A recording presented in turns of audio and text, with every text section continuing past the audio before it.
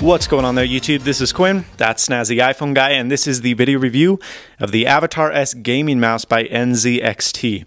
Now, this is going to retail you $39.99 US, and it is only Windows compatible. I mean, it obviously works with Mac, but there's not a lot of the customizable macros and button depressions and DPI settings, which is really why you would buy this mouse, as it is a gaming mouse. Now, for $40, it's pretty well featured. There are a few things that bother me, which we'll get into in a minute, but it's pretty well rounded. Now, as you can see, it is completely ergonomic, so for both right and left-handed people, it will be exactly the same experience, which is nice. It's going to feature a 7-foot long cable with a gold-plated USB connector. You know, the quality and the build of the mouse is pretty well off. It's pretty solid. It doesn't feel weak, but it is really light, which is something I don't like. It's too light for me anyway. I'm used to heavier gaming mouse, and moving to a lighter one was kind of weird, and so that may be something that bothers you as well. Now, let me talk about the strong points on the Avatar S, because there are many. So first of all, we have the Teflon feet here. They're really high quality. They glide across the surface of your mouse pad or your desk with ease. You do have this adjustable DPI sensor, which we'll talk about in just a minute. You have 5 programmable buttons, your standard 2 right here, the third depression of the scroll wheel, which the scroll wheel moves very nice, and I kind of like this canal. Scrolling on this mouse is a dream. You have a programmable button here, which is easily accessible with your phone, one I really like, and you have a 5th button right here, which was really unpractical. So this one was great. I used this for crouching in my first-person shooters.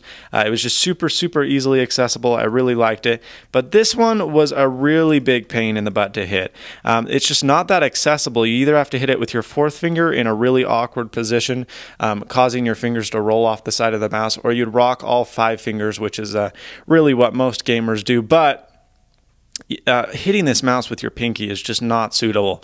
It's at a weird angle, it doesn't suffice, and I get that it's designed in that nature to be ergonomic across both-handed people, but really hitting a button with a 5th finger in any case, albeit a right or left-handed person, is not very good. And it was something that I had certainly a problem with. Now, it does come with simple configuration software. Again, this is Windows only. You do need to download it. There is no install CD, but it's only about a 20 megabyte little chunk of software. It's really nice. You can store macros on this device, well, at least one set of macros. There's 16 kilobits stored inside here. So you can store a macro for a game. You can store DPI settings and LED settings, which are nice as well. Now, LED settings are really far and few between. You have on and off. That's about it. Now, the LED does change color according to the DPI setting of the mouse. So there are 3 DPI settings, 400, 800, and 1600. Unfortunately, and something that I found a little bit disappointing, especially in a $40 mouse, was that these weren't adjustable.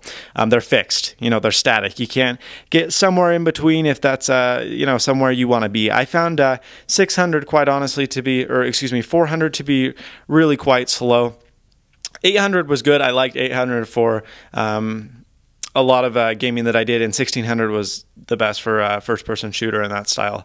Now, 400, again, I was not big on. I wish they had done a 600, and again, I mean, these are static. You can't move the DPI settings, which is really rather annoying.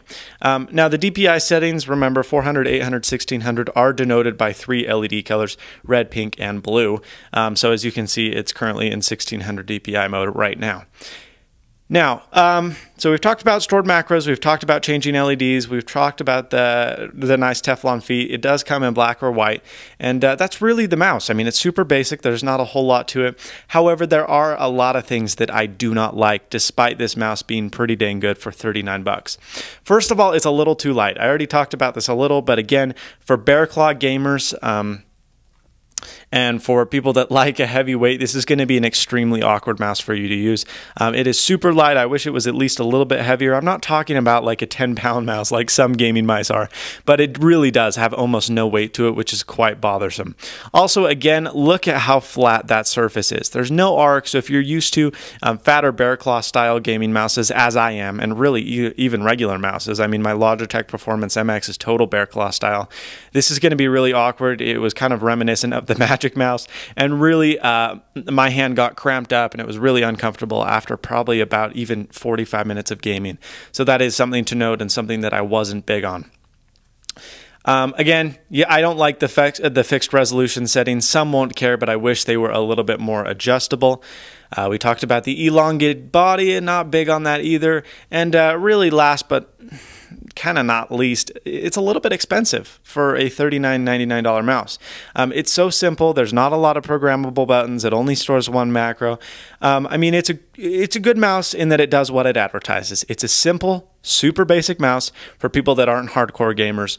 And at the same time, though, I feel that you do lose quite a bit to get that kind of simplicity. And so really, I can't recommend this mouse. I would give it a 6 out of 10. It does what it does well. It tracks really nicely, but in the end, there's too many weak points. I do not like the ergonomic design, and this just isn't a mouse I'd recommend for that $40 price range. Again, it tracks great, it works great, but in the end, it's not something I could recommend. Thanks so much for watching. Please subscribe, rate, comment, and as always, stay snazzy. See you later, folks.